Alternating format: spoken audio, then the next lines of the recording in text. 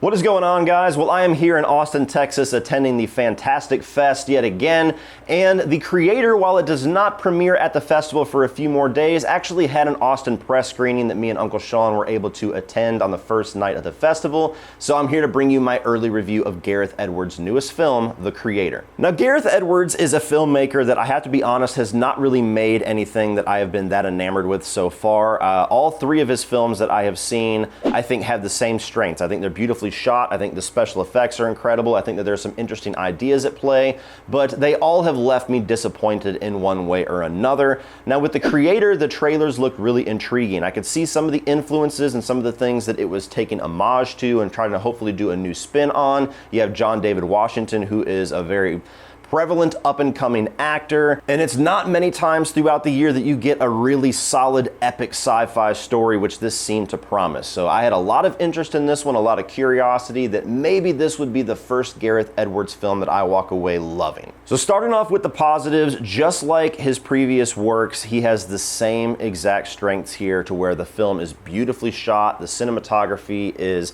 immaculate, you have amazing looking special effects that kind of make you scratch your head how movies that have 3 times the budget of this look 30 times worse than what they're able to achieve here. I mean, it's seamless from the ships to the different things in the background, building out this futuristic kind of post-apocalyptic world, to the way that the AI and the robots look with human faces and robot brains and mechanics going on all at once. It's literally seamless. And when you have a really good sci-fi world and a sci-fi story, having those seamless effects is so important to keep you invested and keep you believing the story that they are taking you through. Now, much like Gareth Edwards, John David Washington is an actor that I have kind of been on the fence about. You know, I think that he's good, but he has been catapulted into all of these A-list roles, and I have not seen anything from him yet that has really convinced me that he is huge star power.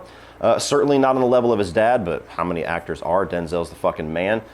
This is the best work that I've seen him do so far, and I think it has a lot to do with what the character allows him to bring. You know, you have a character like in Tenet that he's a lot more stoic, a lot more focused, and he has a lot of elements like that here, but there's a lot more room for his emotion to come out, and as well as his personality, his charisma, a little bit of that Denzel Washington charm that you see sprinkles of here.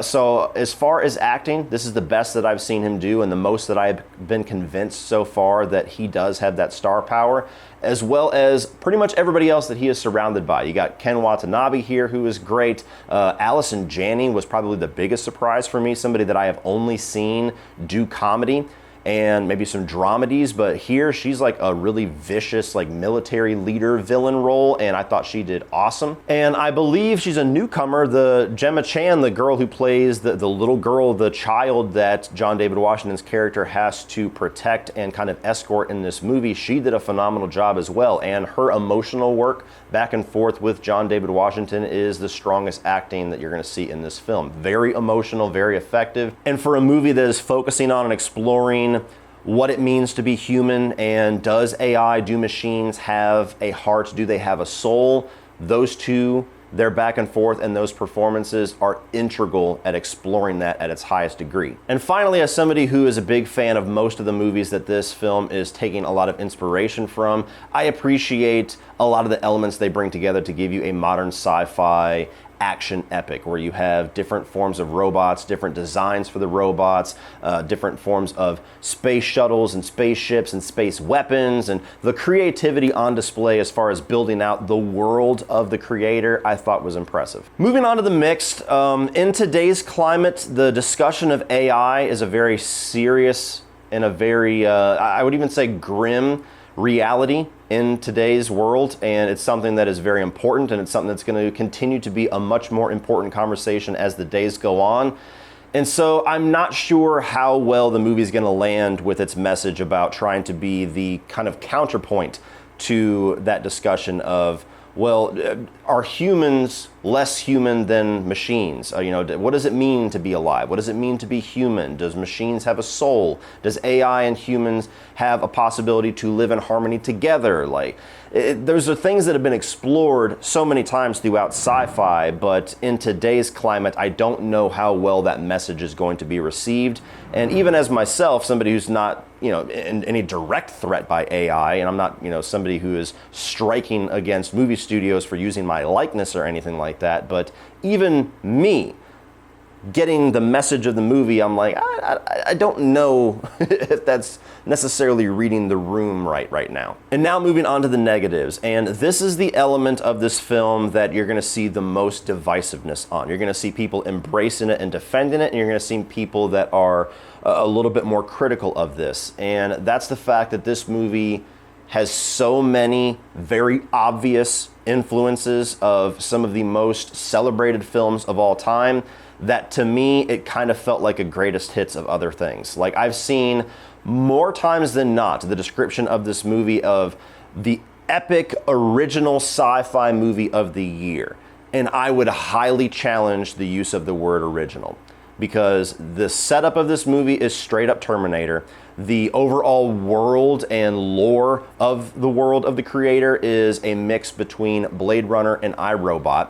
The actual narrative structure between the two main characters is very much like The Last of Us, with a little bit of that classic Avatar, Last Samurai, Fern Gully element in there. And I mean, there's even other smaller ones in there that you can pick up on, like RoboCop and a few others, but all throughout the movie, it really shows very directly its influences. And while I don't think a movie needs to be 100% original to have worth, I think that you can definitely pull from influences. And Lord knows if I ever make a film, it's gonna be one of those movies where you're gonna see very directly what my influences are. So I get that, and I do think that there's merit and appeal to that. There was a part of me that was always at arm's distance with the film, because I saw every direction that it was going. I saw every direction it was coming from, and all of its creative spins on some of these elements were only creative and unique to a certain amount. The rest of it was very derivative of things that I've seen numerous times. And it's really just going to depend on you and how much you appreciate the unique aspects of this and the unique directions that it takes, if that's enough for you to forgive or at least not be critical on how much of the movie is familiar. And I feel like I was just below the line of liking that element. I was a little more frustrated with how familiar it was than I was embracing the fact that it was taking these influences. Another negative is that the movie is not short by any means, and there's certainly spots in the movie where I felt like the pace slugged down just a little bit.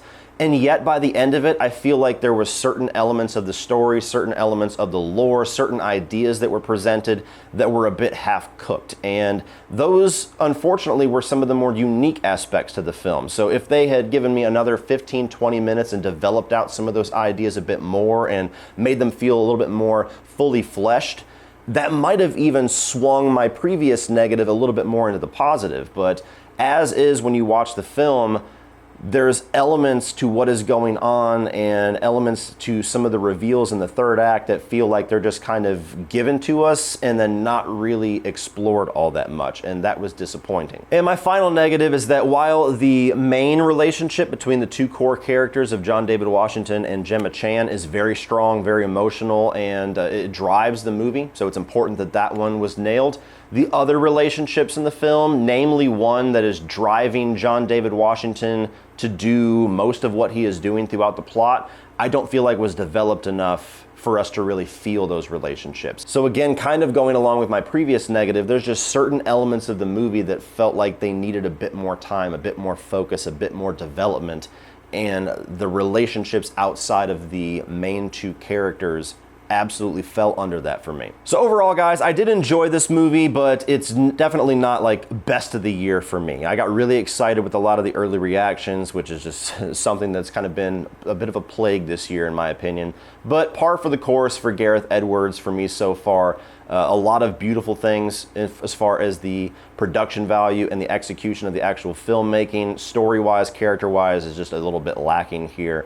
And so I'm not really sure if I'll be an outlier on that one. We'll see when this thing releases wide, but for me it was good, just a bit too familiar. Well, that's it for this one, guys. If you enjoyed that, please click over here for all of my 2023 new release reviews so far, and I'm also going to post my review of The Toxic Avenger, the opening night of Fantastic Fest, for you to check out as well. Please like and share and hit that subscribe button so you don't miss the coverage of the rest of this festival and anything beyond that.